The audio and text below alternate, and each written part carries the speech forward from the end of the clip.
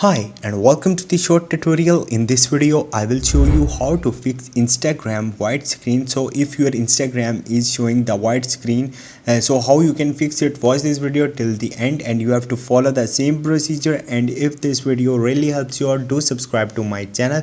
So first of all, there is two method to fix this problem. First of all, you have to tap a while on your Instagram, go to the info button, and right here you will see this type of the page. Go to the storage and the cache, and after that simply you have to clear storage from here or clear cache, and then try to open the Instagram.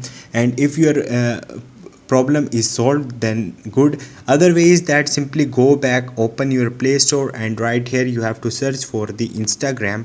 Once you will search for it, simply update your Instagram and try to open your Instagram again. Your problem will be solved. So this is the way. If this video really helps you out, do subscribe to my channel, and if you have any questions, simply you can drop a comment. Hope this video will helpful for you. Thank you.